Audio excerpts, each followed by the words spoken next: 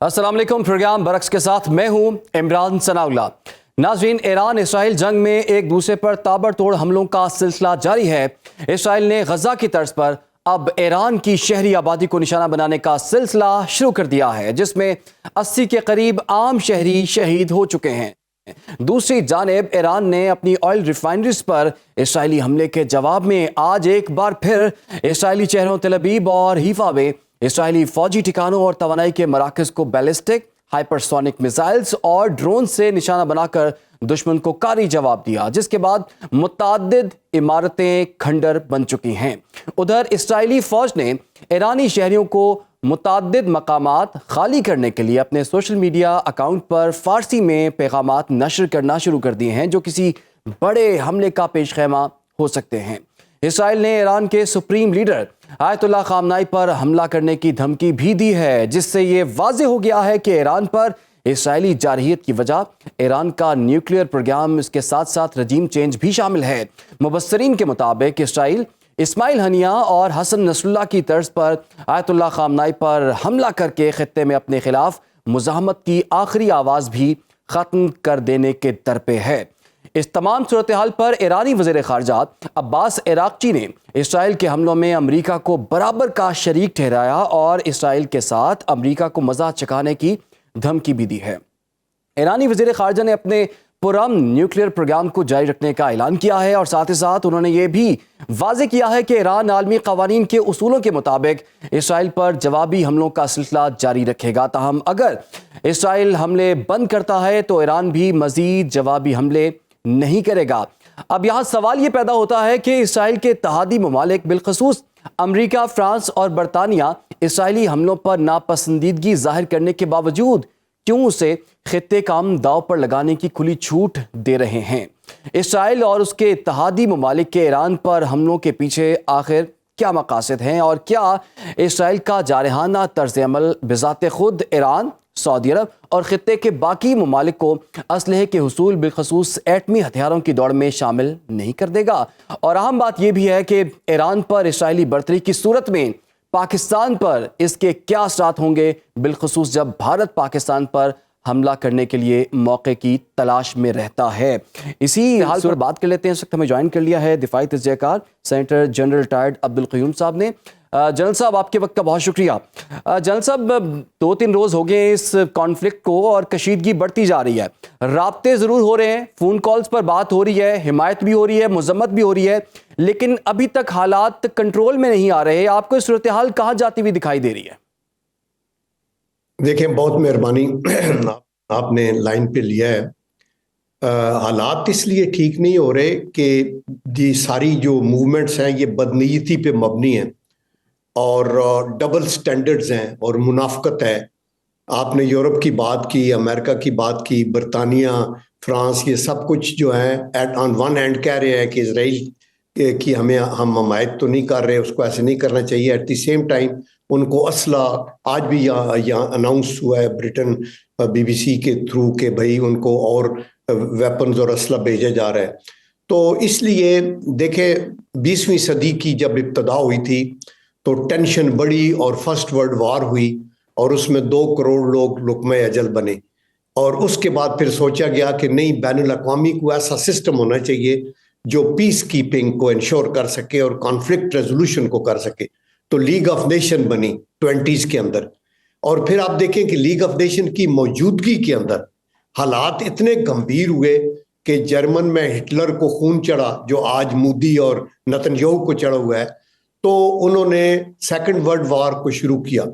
اور پھر اس کا نتیجہ ہیروشیما اور ناگاساکی پہ بمز گرے اور آپ نے دیکھا کہ انسانیت کا قتل ہوا. اور فرسٹ ورلڈ وار میں اگر 2 کروڑ لوگ لقمہ اجل بنے تو سیکنڈ ورلڈ وار میں 7 سے 8 کروڑ لوگ، ہر ملٹری بھی، سول کے بھی لوگ، بیماریوں سے بھی، وہ لقمہ اجل بنے. ابھی حالات کو پھر ہم تیسری جنگ عظیم کی طرف لے کے جانا چاہتے ہیں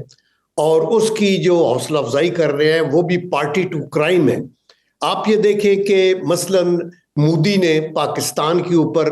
ایک اپنی خود ساختہ ایک خود ہی جیوری، خود ہی جج، خود ہی ایگزیکیوٹر کہ آپ نے اس میں انوالو کرنے کراتے ایک اتنا بڑا انٹرنیشنل لا کی وائلیشن کی کہ آپ ایئر سپیس کو وائلیٹ کیے, انٹرنیشنل بارڈر کو وائلیٹ کیا, سیز فائر لائن کو وائلیٹ کیا, اور پھر آپ کو آبی دہشت گردی کی طرف گئے اور وہ پیکٹ کو بھی وائلیٹ کر دیا. اسی طرح ابھی اسرائیل کیا کہہ رہا ہے؟ کیا اسرائیل کے پاس ثبوت ہے کہ ایران کے پاس نیوکلیئر اسلحہ ہے؟ اینڈ دی سیکنڈ از کہ جب ایران یہ کہہ رہا ہے کہ ہمارا پیسفل پرپزز کے لیے انرجی ریکوائرمنٹ ہے, پوری دنیا کی ہے, لیکن وہ کہاں کا بین الاقوامی قانون ہے کہ 6-7 ملکوں کے پاس تو نیوکلیئر ہو,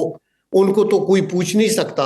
اور ان کا تو ویٹو کا رائٹ بھی ہے اس میں سے کچھ کو. تو آپ ایک اور ملک اپنے دفاع کے لیے اگر کوئی بھی تیاری کر رہا ہے یا کرتا ہے تو اس کو تو یہ رائٹ ہونا چاہیے, قطع نظر اس کے کہ ایران تو کہتا ہے کہ ہم نے 60% انرچ کر رہے ہیں یورینیم کو, which is for the purposes of their own energy needs. تو آپ ان پہ الزام لگاتے ہیں اور آپ پھر یک طرفہ حملہ کرتے ہیں. یونائٹڈ نیشن کے چارٹر کی وائلیشن ہے. یونائٹڈ نیشن کا چارٹر تو کہتا ہے کہ حملہ کرنا تو دور کی بات ہے, اگر آپ کا کوئی سٹیپ بین الاقوامی پیس کو تھریٹن بھی کرتا ہے تو ایون دین جو یونائٹڈ نیشن کو پہلے اس کے اوپر اکنامک سینکشن, ڈپلومیٹک آئسولیشن, اور تھرڈ سٹیپ یہ ہے کہ یو این او کی فوج بنا کے اس پہ چڑھائی کے. ابھی دیکھیں یہ وار کرمنل ہے نتن یاہو. آپ نے یہ دیکھا کہ انٹرنیشنل کورٹ آف جسٹس نے کہا ہے, یو این او نے کہا ہے, ان مودی کے متعلق بھی اس کا ویزا نہیں مل رہا تھا جب وہ امریکہ وغیرہ جانا چاہتا تھا, ان کے ہاتھ رنگے ہوئے.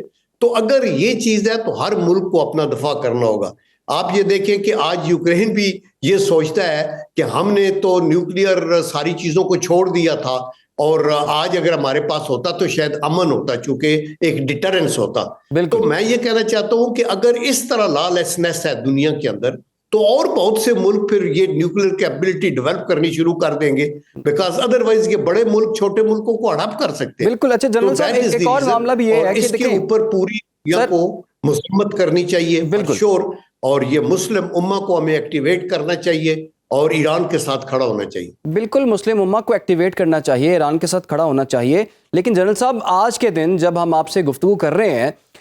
مذاکرات شیڈول تھے, مذاکرات چل رہے تھے, اور آج مذاکرات کا 6واں راؤنڈ چلنا تھا ایران اور امریکہ کا, لیکن اس سے 2 روز پہلے ہی ایران پر اٹیک ہو جاتا ہے. آپ کو کیا لگتا ہے کہ اس حملے کے پیچھے آخر کیا مقاصد ہوں گے, اور جس طرح سے جو طریقہ کار اپنایا گیا کہ ٹاپ ٹیئر کی لیڈرشپ جو ہے اس کا صفایا کر دیا گیا, جن لوگوں نے کسی بھی حالت میں ڈیسیژنز لینے تھے مذاکرات کے حوالے سے یا پھر دفاع کے حوالے سے, تو ایران کی جو وہ ٹاپ ٹیئر لیڈرشپ تھی اس کو اڑا دیا گیا, اس کو شہید کر دیا گیا. اس کے پیچھے کیا مقاصد ہو سکتے ہیں آپ کے خیال میں؟ دیکھیں اس کے پیچھے بلیک میلنگ ہے. آپ ایران کو ٹوتھ لیس کرنا چاہتے ہیں, کوئی اریٹنٹ نہ ہو. گریٹر مڈل ایسٹ کا جو پلان ہے اسرائیل کا, اس کو آگے چلانے کے لیے رستے میں جو روڑے ہیں ان کو ہٹانا مقصود ہے. اور دیٹ از دی ریزن کہ آپ یہ دیکھیں, اور یہ جو ہے نا ڈائلاگ بھی امریکہ کے اور ایران, یہ بھی ایک قسم کا مطلب ہے, ایک ڈنگوسلہ ہے کہ آپ کے اندر نیت کچھ اور ہے, کرنا کچھ اور چاہتے ہیں. یعنی جب شہنشاہ ایران موجود تھے اور وہ ان کے ساتھ الائنڈ تھے تو پھر تو ساری چیزیں بالکل ٹھیک تھیں. ایران کی جو آرم فورسز تھی دے ور the best in the region, ہر لحاظ سے, نیول کی بھی اور دوسری بھی, اور آپ نے دیکھا کہ وہ کھڑے ہوتے تھے. اور آج اگر آپ کی مرضی کی وہاں حکومت نہیں ہے لیٹ سے, تو پھر ان کا یہ رائٹ نہیں ہے کہ وہ حکومت چلا سکے. یونائٹڈ نیشن کا چارٹر تو یہی کہتا ہے نا کہ پیسفل کو ایگزسٹنس, چھوٹا بڑا ملک جو انٹیگریٹی ہے اور ٹیریٹوریل انٹیگریٹی اور سوورینٹی, اس کی ہمیں قدر کرتے ہیں. تو ایک مہذب دنیا کے اندر اگر ہم نے انسانیت کو تباہی سے بچانا ہے تو پھر ہمیں کچھ نہ کچھ تو رولز ریگولیشنز کا خیال کرنا ہوگا. آپ نے ایک پیکٹ کیا ہوا ہے, اس کے آپ سگنیٹریز ہیں, اور ایران نے تو اب نان پرولیفریشن ٹریٹی پہ سائن کیا ہوا ہے, اور وہ کہہ رہے ہیں کہ ہم نہیں بنانا چاہتے. اور ایون دین آپ ان کی لیڈرشپ کے اوپر آپ نے قتل کیا. یہ وار کرائمز ہیں, یہ مرڈرز ہیں, لیکن چونکہ ان کو یہ ڈر نہیں ہے کہ وہ کسی بین الاقوامی کورٹ کے ہر ورڈکٹ کو جوتے کی نوک پہ لکھتے ہیں, تو اس لیے یہ ہو رہا ہے. اور اس کا ایک ہی حل ہے کہ دنیا کے اندر جو پیس لوننگ ملک ہیں وہ اکٹھے سر جوڑ کے بیٹھے آپ کو دیکھیں کہ چائنا کا ایک بہت بڑا امپیکٹ بین الاقوامی سطح پہ بہت اکنامیکلی بھی ہے اور اسٹریٹجیکلی بھی ہے، لیکن گلوبل ساؤتھ کے اندر تو چائنا کا ثانی ایبسولوٹلی کوئی بھی نہیں ہے۔ ہر جگہ کے اوپر they have reach to African continent, to South America, to everywhere, اور ان کی خواہش وار مونگرنگ نہیں ہے، وہ پیسفل کو ایگزسٹنس کی بات کرتے ہیں۔ تو آئی تھنک ان بڑے ملکوں کو، رشیا کو، چائنا کو، اینڈ ایون یورپ کے ممالک جو ہمیشہ ڈیموکریٹک نارمز کی بات کرتے ہیں اور یو این کے چارٹر کی بات کرتے ہیں، ان کو اور امریکہ کو مل کے سر جوڑ کے بیٹھنا چاہیے۔ صرف ٹیلی فونک کال سے آپ ادھر ادھر کرتے رہیں اور یہ دیکھتے رہیں کہ وہ پنش کرتا رہے۔ پہلے پیلسٹائن میں انہوں نے غزہ میں اینٹ سے اینٹ بجا کے بچے بوڑھے آج تک قتل و غارت ادھر شروع ہے، لیبنان میں ہے، اور ابھی ایران کو آگے رکھ لیا ہے۔ تو اور پھر پاکستان کو بھی دھمکی دے رہے ہیں۔ آپ نے نتن یاہو کو اگلے دن بھی سنا ہوگا کہ وہ کہہ رہا تھا کہ یہ ہمارے سب سے بڑا بلنڈر ہوا ہے جب ہم نے پاکستان کو نیوکلیئر بننے دیا، ہم نے وہی مسڈ این اپرچونٹی، ہمیں اس وقت یہ کرنا چاہیے تھا۔ تو آپ تھانے دار ہیں علاقے کے، آپ کا جو نیوکلیئر کا پوٹینشیل ہے جو انڈکلیئرڈ ہے، کیا اس کے اوپر کوئی چیکس ہیں؟ اور کیا آپ کو بھی کوئی کسی قسم کا پریشر ہے کسی بڑی طاقت کا؟ تو میرے خیال میں یہ جو سلسلہ ہے یہ آگے چلنے والا نہیں ہے، لیکن دکھ کی بات یہ ہے it is heading for a global clash, اور وہ اگر ہوگا ان دس الیکٹرو میگنیٹک فیلڈ میں، ڈیجیٹلائزڈ ماڈرن بیٹل فیلڈز میں اندر ہے، بی وی آر جو ہے، آپ کے پاس ٹیکٹیکل نیوکل ویپن ہے، اسٹریٹجک نیوکل ویپنز ہیں، تو میرے خیال میں اس میں پوری جو گلوب ہے وہ افیکٹ ہو سکتا ہے۔ اچھا میرے خیال میں گڈ سینس مسٹ پریویل، ایک اور اہم معاملہ بھی آپ نے سیز فائر کرنی چاہیے، بالکل سیز فائر کرنی چاہیے۔ جنرل صاحب یہ بتائیے گا، ابھی آپ نے یورپی ممالک کی بات کی، ہم یہ تو دیکھ رہے ہیں کہ یورپی ممالک یہ تو کہہ رہے ہیں کہ ڈی ایسکلیشن ہونی چاہیے، لیکن اسرائیل کے اس عمل کی مذمت نہیں کر رہے۔ آپ نے دیگر ممالک کی بات کی جو کہ پیس لونگ کنٹریز ہیں، آپ نے مسلم ممالک کی بات کی، OIC کی بات کی آپ نے، اور اداروں کی بھی آپ نے بات کی جو بین الاقوامی ادارے ہیں۔ آپ کو لگتا ہے یہ تمام لوگ مل کے، تمام فورمز مل کے اسرائیل پر اتنا دباؤ ڈال سکتے ہیں کہ وہ ایسی حرکتوں سے باز رہے؟ اور ابھی تک تو ہم نے دیکھ لیا ہے کہ غزہ وار کے معاملے میں بھی OIC کے بھی اجلاس ہوئے، بڑے بڑے بیانات بھی آئے، ٹرمپ صاحب خود بھی بڑا کہتے رہے، لیکن کچھ خاص وہاں پر کامیابی نہیں مل سکی ان اداروں کو، نہ ہی ان فورمز کو۔ دیکھیں، یہاں تک تو یورپین ممالک یا امریکہ ہے، ان کا تو مذمت کرنا تو دور کی بات ہے، یہ تو اپنے بلکہ ان ایڈیشن ٹو دیٹ وہ تو ان کو سپلائز دے رہے ہیں۔ ابھی آپ کے خیال میں اسرائیل اکیلا اس کی جرت ہے وداؤٹ اینی سپورٹ آف یہ جو ایئر کرافٹ کیریئر وہاں ساتھ کھڑے ہیں، اور پوری دنیا میں امریکہ کی بھی کوئی 800 بیسز ہیں جن میں بہت بڑا کلسٹر مڈل ایسٹ کے اندر ہے، تو اس ساری سپورٹ کا فائدہ اٹھا رہے ہیں نا۔ ورنہ تو اگر وہ انکریجمنٹ نہ ملے تو پیس کی بات ہو اور مسائل کا حل بیٹھ کے طے کرنے کی بات ہو،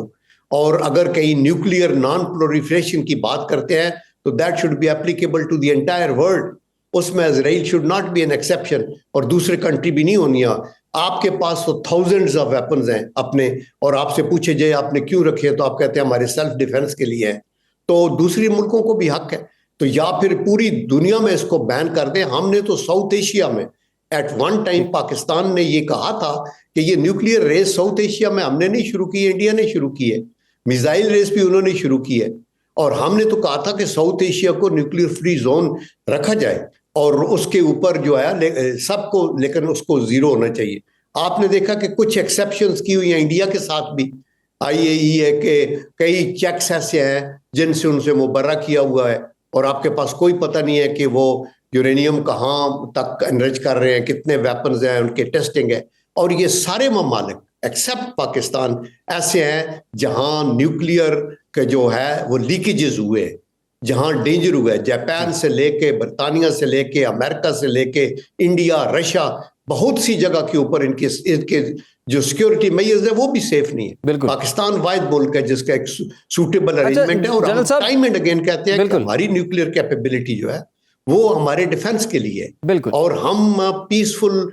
کو ایگزسٹنس کے لیے اور ورلڈ پیس کے لیے اور گلوبل پیس کے لیے ہر قربانی دینے کو تیار ہے، ہر کوآپریشن کرنے کو تیار ہے۔ بالکل جنرل صاحب، اگر میں کوئکلی آپ سے پوچھ پاؤں، اب نیبرنگ کنٹری ہے ایران پاکستان کا، اور وہاں پر یہ اس وقت جنگ چل رہی ہے, تباہی بھی ہو رہی ہے اور حملے بھی ہو رہے ہیں, تواتر سے حملے ہو رہے ہیں, لیکن ایسے موقع پر پاکستان پر اس کا کیا امپیکٹ دیکھتے ہیں؟ اور ایک جانب ہمارے تو بھارت بھی موجود ہے, آپ کو پتا ہے کہ وہ پاکستان پر حملے کے تلاش میں رہتا ہے, موقع کی تلاش میں رہتا ہے, تو ایسی صورتحال میں پاکستان پر اس کا کیا اثر دیکھ رہے ہیں آپ؟ دیکھیں آف کورس پاکستان کا نیبر ہے ایران اور ایک مسلمان ملک ہے, اور اس میں اریٹینٹ یہی ہے کہ وہ کہیں نیوکلیر پاور نہ بن جائے. تو پاکستان تو آلریڈی نیوکلیر پاور ہے اور مسلمان بھی ملک ہے تو, اور پیلسٹین کا سپورٹر بھی ہے, تو یہ تو ایک بہت بڑا ان کے لیے ایک اریٹینٹ ہے. تو اس لیے پاکستان کو تو کسی لحاظ سے بھی کمپلیسنسی کا اظہار نہیں کرنا چاہیے. We have to be ready all the time, کیونکہ اور پھر وہ چھپا بھی نہیں رہے. جو ایگریسر ہے وہ یہ کہہ رہا ہے کہ ہمارا دشمن نمبر 1 ایران ہے, نمبر 2 پاکستان ہے, بلکہ وہ تو کہتے ہیں کہ انڈیا بھی جو ہے وہ پراکسی ہے ایران اسرائیل کی, اور ان کو بھی آگے اسی لیے لگایا ہوا ہے. اور انڈیا کو بھی یہ ان کی جو RSS کی لیڈرشپ ہے اس کو یہ سمجھ نہیں آ رہی کہ یہ تباہی میوچل ہوگی, اور یہ نقصان اگر ادھر ہوگا تو ادھر بھی نقصان ہوگا. ٹھیک ہے سر, اور آپ کسی کی پراکسی نہ بنے, بالکل آپ اپنے غریب لوگوں کے حقوق کا اور ان کی بھوک اور افلاس کو ختم کرنے کے لیے ایفرٹ کریں, اور ساؤتھ ایشیا کے دوسرے ممالک کو بھی یہ موقع دیں. آپ کے اندر ایروگنس ہے, آپ یہ ایک ذہن میں ہے کہ ہم سپیریئر ہیں ساؤتھ ایشیا میں, تو وہ تو سپریارٹی جو ہے. بہت بہت شکریہ آپ کا جنرل ٹائرڈ عبدالقیوم صاحب, نے وقت دیا. اس وقت خطے میں کشیدگی نظر آ رہی ہے اور اس کے اثرات جو ہیں وہ آنے والے دنوں میں دوسرے ممالک تک بھی پھیل سکتے ہیں. ایرانی وزیر خارجہ یہ بات کہہ چکے ہیں کہ ہم کوشش کر رہے ہیں کہ یہ معاملہ جو ہے مزید نہ بگڑے, لیکن اگر حالات ایسے ہی رہے تو یہ جنگ خطے سے باہر بھی جا سکتی ہے, دیگر ممالک کو بھی اپنی لپیٹ میں لے سکتی ہے. دیکھنا ہوگا کہ آنے والے دنوں میں کیا صورتحال ہوتی ہے, اور جو بڑے بڑے انٹرنیشنل فورمز ہیں ان کا کیا رول ہے, اور انٹرنیشنل لاء کیا کہتا ہے. آنے والے دنوں میں صورتحال کیا ہو سکتی ہے, ایران کی کیا حکمت عملی ہونی چاہیے, دیگر OIC کا کیا اس میں رول ہے, مسلم ممالک کا کیا رول ہے, اس پر بات کریں گے لیکن ایک بریک کے بعد. ویلکم بیک جی. گفتگو کے سلسلے کو آگے بڑھاتے ہیں. خطے میں اس وقت کشیدگی دیکھی جا رہی ہے, اسرائیل ایران جنگ, اس میں روز بروز ہم مزید شدت دیکھ رہے ہیں. آنے والے دنوں میں کیا ہو سکتا ہے, انٹرنیشنل کمیونٹی کا اس میں کیا رول ہے, عالمی قوانین کیا کہتے ہیں, بڑے بڑے فورمز اس وقت کیا ہیلپ آؤٹ کر سکتے ہیں, سفارتکاری اس میں کتنا رول پلے کر سکتی ہے, اسی پر بات کریں گے. ہمیں جوائن کر لیا اس وقت وجیہہ سعید صاحبہ نے, جو کہ انٹرنیشنل افیئرز ایکسپرٹ ہیں. وجیہہ صاحبہ آپ کو پروگرام میں خوش آمدید کہیں گے. اس کے ساتھ ساتھ ہمیں انٹرنیشنل لاء ایکسپرٹ مزمل مختار صاحب بھی جوائن کر چکے ہیں, ان کو بھی ویلکم کریں گے. مزمل صاحب, وجیہہ صاحبہ, سب سے پہلے میں آپ کی جانب آؤں گا. جب یہ اسرائیل نے اٹیک کیا ایران پر اور اس کو کہا جا رہا ہے یہ پریمپٹیو اٹیک ہے, یہ بتائیے مجھے, کیا قانون آئین میں اس کی کوئی گنجائش موجود ہے, کس قانون کے تحت یہ اٹیک ہو سکتے ہیں, اور عالمی قوانین اس متعلق کیا کہتے ہیں, UN چارٹر اس متعلق کیا کہتا ہے؟ دیکھیں, سب سے پہلے تو میں یہ کہنا چاہوں گی کہ اس کا کوئی تعویل نہیں گھڑی جا سکتی, کوئی جواز نہیں ہے کہ اس کو جائز قرار دیا جائے, اسے لیجٹمیٹ کہا جائے, کیونکہ ایسا کوئی قانون پوری دنیا میں موجود نہیں ہے. نہ یونائٹڈ نیشنز کا چارٹر دیکھ لیں, نہ کوئی اخلاقی حوالے سے, نہ کسی اور طریقے سے. ایران نے کیا جرم کیا ہے, ایران نے اسرائیل پر کون سا حملہ کر دیا, ایران نے کون سا کسی خطے کے اندر جو ہے جنگ چھیڑ رکھی ہے. پراکسی وارز جو ہیں وہ ایران اور اسرائیل گزشتہ 40 سال سے لڑ رہے ہیں, اور اسرائیل نے جو کچھ غزہ میں کیا ہے اس کے بعد تو اس نے اپنے لیے جائز قرار دے لیا ہے کہ وہ جہاں چاہے منہ اٹھا کے چلا جائے, کیونکہ اس کے پاس امریکہ کی سپورٹ ہے. اور آپ نے دیکھا ہوگا کہ کرملن کی طرف سے جو واضح طور پر سٹیٹمنٹ آیا, اس میں انہوں نے ایران کے اس رائٹ کو جو ہے اس کا دفاع کیا کہ اپنے ملک کا دفاع کرنا ایران کا پہلا حق ہے, اور یونائٹڈ نیشنز کا چارٹر بھی اس کی اجازت دیتا ہے کہ جب کوئی ملک آپ پر بلا وجہ کوئی وحشیانہ حملہ کرے تو آپ کو پورا حق اور اختیار حاصل ہے کہ آپ اس کا منہ توڑ جواب دیں. دوسری بات یہ ہے کہ ایران کے ساتھ امریکہ اور ایران کی جوہری جو مذاکرات ہیں وہ کب سے چل رہے ہیں, اور آئی تھنک 1 یا 2 دن کے اندر اندر جو ہے مزید جو راؤنڈز ہونے تھے جن کو اب نہیں کیا جائے گا. حالانکہ صدر ٹرمپ کا تو کہنا ہے کہ ہم ان کے اوپر بات کریں گے, لیکن ایرانی قیادت کا یہ کہنا بالکل درست ہے کہ جب تک اسرائیل اپنے حرکتوں سے باز نہیں آ جاتا, ایسے مذاکرات کا نہ کوئی فائدہ ہے نہ ہم کسی نتیجے پر پہنچ سکتے ہیں. تو بہرحال پوری دنیا سے اسرائیل کے ان حملوں کی جو ہے مذمت کی جا رہی ہے, اور آپ نے دیکھا کہ پاکستان نے, ترکی نے, دنیا کے دیگر ممالک نے نہ صرف یہ کہ ایران کا اس میں کھل کر ساتھ دیا بلکہ اسرائیل کو ان چیزوں سے باز رہنے کو بھی کہا ہے. مزمل صاحب, سر آپ یہ بتائیے گا مجھے کہ عالمی اداروں کا ایسے کانفلکٹس میں کیا رول ہوتا ہے, کیا ان سے یہ ایکسپیکٹ کرنا کہ وہ انٹروین کریں گے اور اس مسئلے کو حل کرائیں گے, ڈی ایسکیلیٹ کروائیں گے, اور کیا اتنے بڑے بڑے ادارے اس دنیا میں موجود ہیں لیکن کوئی بھی بڑا کانفلکٹ حل کرانے میں وہ جو ہے وہ اس طرح سے انہوں نے پارٹیسپیٹ نہیں کیا یا ان کی بات نہیں مانی جاتی، تو پھر ان کی کیا امپورٹنس ہے پھر؟ جی دیکھیں، ٹو سٹارٹ وتھ تو سب سے پہلے تو میں یہ کہوں گا کہ کسی بھی ریفرنس میں، کسی بھی نوشن میں، کسی بھی حوالے سے جو وار ہے ہمیں اسے کنڈیم کرنا چاہیے۔ اب اس کو آگے بڑھاتے ہوئے جہاں تک آپ نے پہلے ڈسکشن کو آپ نے جہاں سے سٹارٹ لیا کہ اسرائیل اس کو پریمپٹیو میئرز کا ایک اٹیک کہہ رہا ہے کہ پریمپٹیو انہوں نے ایک اٹیکس کیے ہیں۔ اب سوال یہ ہے کہ جو ایران ہے وہ ایک سوورن کنٹری ہے، اور یونائٹڈ نیشنز کا جو چارٹر کا آرٹیکل 2.4 یہ کہتا ہے کہ وہ پروٹیکشن دیتا ہے اسٹیٹ سوورینٹی کو، پولیٹیکل انڈیپینڈنس کو، اور وہ سمپلی یہ کہتا ہے کہ اسٹیٹ سوورینٹی یا پولیٹیکل انڈیپینڈنس کے خلاف کوئی فورس آف یوز نہیں ہو سکتا۔ سیکیورٹی کاؤنسل جو ہے،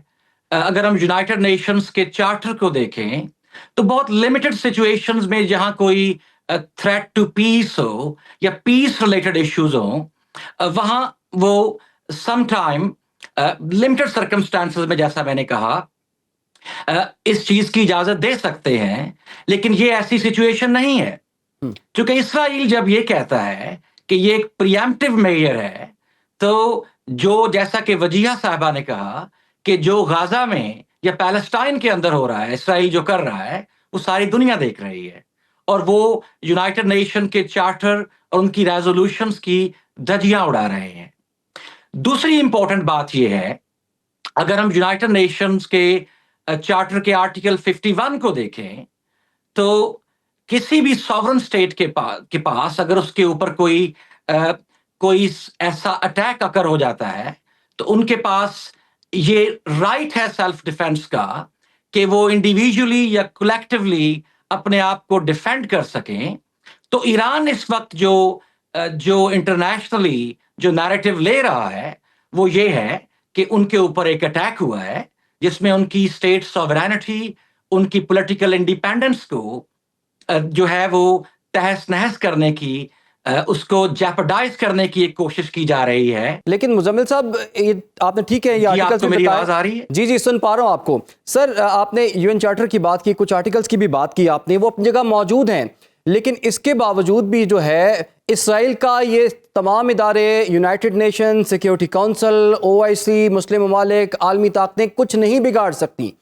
نہ بگاڑ سکیں اب تک۔ تو کیا ان اداروں سے، ان فورم سے کچھ ایکسپیکٹ کرنا چاہیے، یا یہ ادارے اب ختم کر کے عالمی طور پر نئے ادارے بنے جو کہ بڑے بڑے کانفلکٹس کو ریزالو کر سکیں؟ دیکھیں، بریفلی ٹائم کو مد نظر رکھتے ہوئے ہمیں اس کو ایک اور پرسپیکٹو میں جو دیکھنا پڑے گا، ایک وائڈر ایک اسپیکٹرم کے اندر۔ دنیا جو ہے اس وقت جو ورڈ ہے وہ of course uni polar word سے بائی پولر ورڈ کی طرف وہ جا رہی ہے، نمبر 1۔ نمبر 2، جو پاور ہے وہ ریپڈلی ویسٹ سے ایسٹ کی طرف منتقل ہو رہی ہے، اور اگر ہم اس کو اس پرسپیکٹو میں دیکھیں تو ایسے لگتا ہے بظاہر، یہ میری پرسنل رائے ہے، وہ یہ ہے کہ اگر ہم انڈیا نے جو کیا اور جو اسرائیل ابھی کر رہا ہے، اگر اس کو ایک وائڈر اسپیکٹرم میں دیکھیں تو ایسے لگ رہا ہے جیسے کچھ ریاستیں انٹرنیشنل جو طاقتیں ہیں ان کی ایک ڈیجیٹل پراکسی وار لڑ رہی ہیں، اس کی طرف جا رہی ہیں۔ تو ہونا تو یہ چاہیے کہ انٹرنیشنل کمیونٹی اور UN سیکیورٹی کاؤنسل کو اس سچویشن کو ڈی ایسکیلیٹ کرنے کے لیے فوری طور پر کوششیں کرنی چاہیے۔ بالکل آپ نے ٹھیک کہا مزمل صاحب اور وجیہہ صاحبہ، آپ دونوں کا بہت بہت شکریہ۔ اور ریئلٹی یہی ہے کہ انٹرنیشنل پولیٹکس میں ایک بات کہی جاتی ہے کہ کوئی بھی ملک کسی دوسرے ملک کا دوست یا دشمن نہیں ہوتا، بلکہ صرف اپنے اپنے مفادات ہوتے ہیں۔ اداروں کی آپ نے بات کی اور ممالک کی، انٹرنیشنل عالمی قوتوں کی بات کی، تو وہ اپنا مفاد دیکھتی ہیں، اپنے مفاد کے ساتھ ساتھ قانون بھی تبدیل ہو جاتا ہے اور انسانیت کے جتنے بھی میئرز ہیں وہ بھی تبدیل ہو جاتے ہیں۔ فی الحال ایک چھوٹی سی بریک، اور بریک کے بعد جب ہم واپس آئیں گے تو ایک ایسے سیکٹر کے متعلق بات کریں گے جو کہ اس میں بڑی گروتھ تھی، لیکن وہ گروتھ جو ہے اب سلو ہو گئی ہے اور کافی دباؤ کا وہ سیکٹر شکار ہے۔ وہ سیکٹر کون سا ہے اور اس میں مزید کیا ریلیف مل سکتا ہے، کیا ہو سکتا ہے، بات کریں گے ایک بریک کے بعد۔ ویلکم بیک ناظرین، پروگرام کے اس حصے میں ہم بات کر رہے ہیں بجٹ 2025-26 میں ریئل اسٹیٹ سیکٹر سے متعلق ان اقدامات کی جنہیں بعض ماہرین ریلیف اور بعض ریالٹی چیک قرار دے رہے ہیں۔ ود ہولڈنگ ٹیکس میں نمایاں کمی، فیڈرل ایکسائز ڈیوٹی کا خاتمہ اور اسٹیمپ ڈیوٹی میں نرمی کے بعد یہ سوال اٹھ رہا ہے کہ کیا واقعی یہ بجٹ پاکستان میں ہاؤسنگ، سرمایہ کاری اور پراپرٹی مارکیٹ کے لیے نئی راہیں کھولے گا، یا پھر نان فائلرز کے گرد کسا جانے والا شکنجہ سرمایہ کاروں کو مزید غیر رسمی طریقوں کی طرف لے کر جائے گا؟ اسی پر بات کریں گے۔ ہمیں جوائن کر لیا ہے چیئرمین فیڈریشن آف ریئلٹرز اعجاز خان صاحب نے۔ اعجاز خان صاحب، آپ کے وقت کا بہت شکریہ۔ اعجاز خان صاحب، ہم نے دیکھا کہ پچھلا ایک سال جو ہے اس میں ریئل اسٹیٹ سیکٹر کافی دباؤ کا شکار رہا حکومتی پالیسیز کی وجہ سے۔ اس بجٹ میں ریئل اسٹیٹ سیکٹرز کے لیے کیا کچھ ہے اور آنے والے سال میں اس کا کیا امپیکٹ دیکھ رہے ہیں آپ؟ بسم اللہ الرحمن الرحیم۔ عمران، ایک تو پچھلے ایک سال نہیں، پچھلے 3 سال سے اس ملک میں ریئل اسٹیٹ کا کاروبار تنزلی کا شکار ہے۔ اسی وجہ سے مسلسل ان پالیسیز کی وجہ سے ایک محتاط اندازے کے مطابق 22 ارب ڈالر سے لے کر 28 ارب ڈالر تک صرف پاکستان سے دبئی ریئل اسٹیٹ میں منتقل ہوا ہے۔ جب کبھی بھی کسی ملک سے پیسے کا فلو کسی بیرونی ملک ریئل اسٹیٹ میں جا رہا ہو تو واضح علامت ہوتی ہے کہ یہاں پر ریئل اسٹیٹ کی جو پالیسیز بن رہی ہیں وہ کسی طرح فرینڈلی یا بہترین پالیسیز نہیں ہیں۔ یہ یاد رکھیے کہ بہترین پالیسی کی نشانی یہ ہوتی ہے کہ جس ملک میں بہترین قانون ہے وہاں سرمایہ ریئل اسٹیٹ میں آئے گا، اور جہاں بہترین ماحول نہیں ہے وہاں سے نکلے گا۔ یہ 1 سال سے نہیں، 3 سال سے یہ عمل ہے۔ اچھا خان صاحب، یہ بھی بتائیے گا، گورنمنٹ کا پرپس تو یہی تھا کہ ایک تو اس سیکٹر کو ڈسپلن میں لایا جائے، اور دوسرا پرپس اس میں یہ تھا کہ زیادہ سے زیادہ پیسے جو ہیں اس سیکٹر سے اکٹھے کیے جائیں، لیکن وہ ٹارگٹس بھی پچھلے جو رواں سال اس وقت چل رہا ہے فسکل ایئر، اس میں پورے نہیں ہوئے۔ ابھی کیا آپ لوگوں سے کوئی تجاویز لی گئی ہیں؟ آپ نے کوئی رائے دی ہے کس طرح سے اس سیکٹر کو مزید جو ہے وہ آگے بڑھایا جا سکتا ہے اور گورنمنٹ کے مقاصد بھی پورے ہو جائیں اور اس سیکٹر میں بھی گروتھ ہمیں نظر آئے آنے والے دنوں میں؟ عمران، سب سے پہلی بات تو یہ ہے کہ ریئل اسٹیٹ کمیونٹی محب وطن ہے۔ ہم نے تو اس ملک کو چھوڑ کر نہیں جانا، تو ہمارا جینا مرنا اسی ملک سے ہے۔ اس لیے ہر وہ پالیسی جس سے اس ملک کی بھی ترقی ہو، معیشت بھی بہتر اور ہمارا کاروبار بھی بہتر ہو، اس کے لیے تو ہم دل و جان سے حاضر ہوتے ہیں۔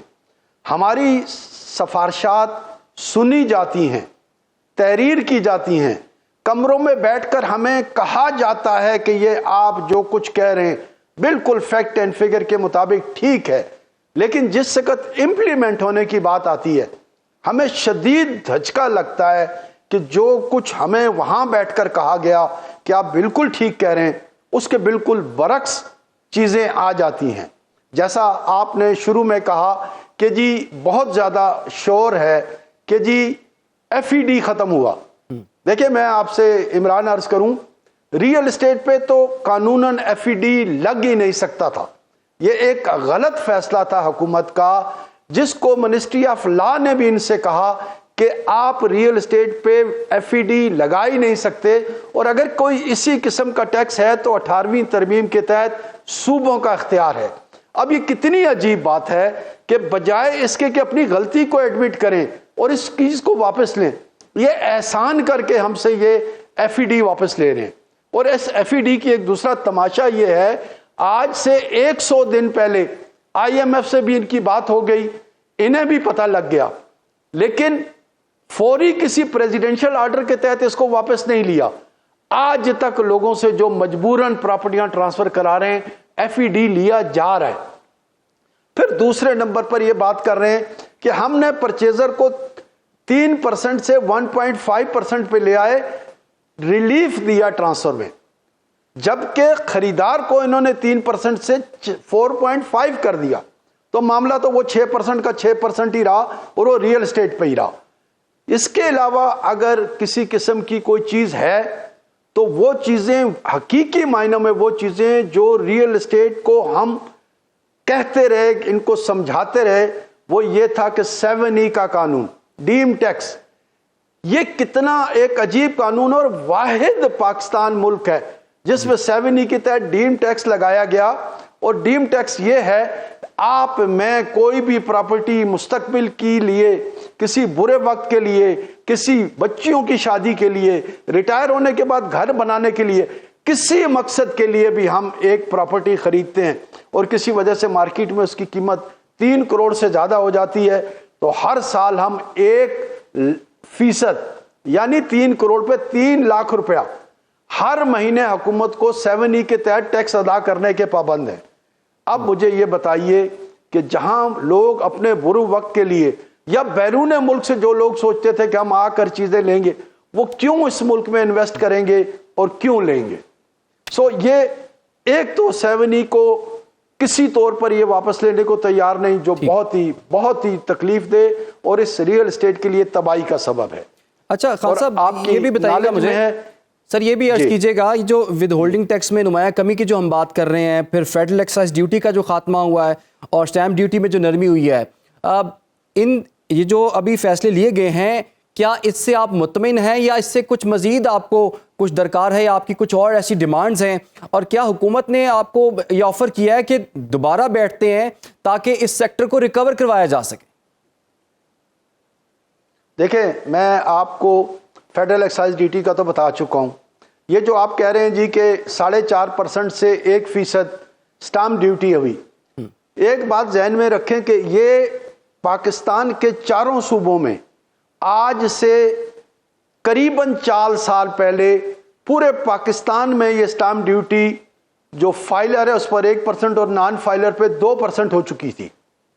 ہم 4 سال سے جنگ لڑ رہے تھے کہ اسلام آباد میں بھی مہربانی فرمائیں اور پورے پاکستان میں جو سسٹم ہے اس کے تحت اسلام آباد میں بھی آپ اس کو 1% 2% پہ لائیں.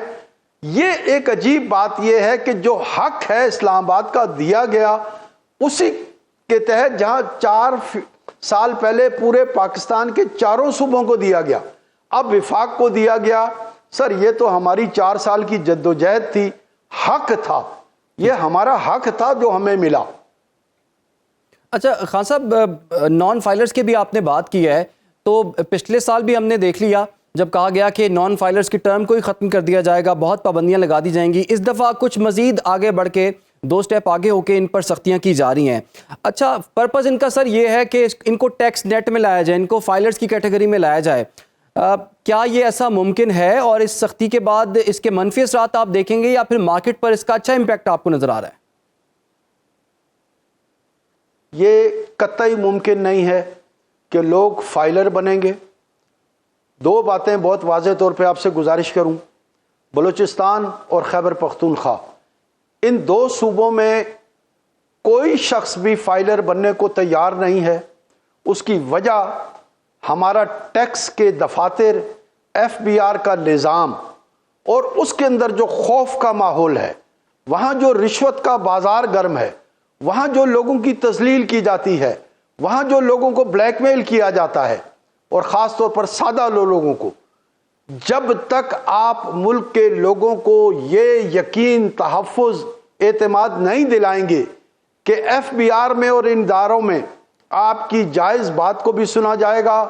آپ سے رشوت بھی نہیں لی جائے گی, آپ کو ذہنی اذیت بھی نہیں دی جائے گی, کوئی شخص بھی اپنے پیسے لے کر اس اذیت کے دفاتر میں نہیں جائے گا. سو بلوچستان اور خیبر پختونخوا, یہاں سے تو بھول جائیں آپ کہ لوگ فائلر بنیں گے. اور معذرت کے ساتھ یہاں کا بہت بڑا طبقہ ہے جو ریئل اسٹیٹ کے اندر انویسٹ کرتا ہے. اور پھر عجیب بات یہ ہے, دوسری بات میں آپ سے عرض کروں, یہ فائلر کی بات کرتے ہیں سر, اس ملک کے اندر مجھے صرف ایک بات بتائیں, کون شخص, ایک فقیر, ایک آفس بوائے, ایک چوکیدار, اور اس سے لے کر اوپر چلتے چلے جائیں, ہر شخص ٹیکس کے نظام میں بندھا ہوا ہے. بالکل 25,000 30,000 روپے مہینہ تنخواہ لینے والا اپنی ضروریات زندگی کی جو چیز لیتا ہے اس پہ 16%, 17%, 18% ٹیکس ادا کرتا ہے. جس کے ہاتھ میں ٹیلی فون ہے اس سے ایڈوانس ٹیکس لیا جاتا ہے. زندگی کا کون سا شعبہ ہے جس پہ آپ ٹیکس نہیں دیتے؟ یہ کیسی عجیب بات ہے کہ آپ نے خان صاحب آپ نے بڑا اہم نقطہ اٹھایا کہ ہر بندہ جو ہے غریب سے غریب اور امیر سے امیر جو ہے وہ اس ٹیکس نیٹ ورک میں شامل ہے اور وہ ٹیکس دے رہا ہے, اس پہ ٹیکس اپلائی ہوتا ہے نہیں ہوتا, لیکن انڈائریکٹ ٹیکسز کی زد میں سب لوگ آ رہے ہیں. دوسرا عام مسئلہ یہ ہے فیئر ٹیکسیشن نہیں ہے اس ملک کے اندر, اور ایک اچھا سیکٹر جو کہ پے بیک بھی کر رہا تھا اس پر مزید سختیاں کی گئی, اور اس میں ہم نے دیکھا کہ جو ٹارگٹس ہے وہ اس سال یعنی کہ جو یہ سال کا فسکل ایئر ہے وہ ٹارگٹس اچیو نہیں ہوئے. کچھ مزید یہاں پر ریلیف کی توقع بھی ہے اور ڈیمانڈ بھی کی جا رہی ہے. اعجاز خان صاحب نے جس طرح سے کہا کہ اس میں مزید سٹیک ہولڈرز کے ساتھ بیٹھ کے جو چیزیں طے ہوتی ہیں وہ بجٹ میں بھی ریفلیکٹ ہونی چاہیے, اور صرف ریئل اسٹیٹ صرف ایک سیکٹر نہیں ہے بلکہ اس کے ساتھ جڑی ہوئی 30-40 انڈسٹریز ہیں, ان کا پہیہ بھی اسی سے چلتا ہے. تو ہم امید کرتے ہیں کہ آنے والے دنوں میں حکومت تمام فریقوں کو ساتھ بٹھائے گی اور ان کے جائز مسائل کو سنا جائے گا تاکہ معیشت کا پہیہ جو ہے وہ چلتا رہے. پروگرام کا وقت ختم ہوا چاہتا ہے جی, اجازت دیجیے, اللہ حافظ.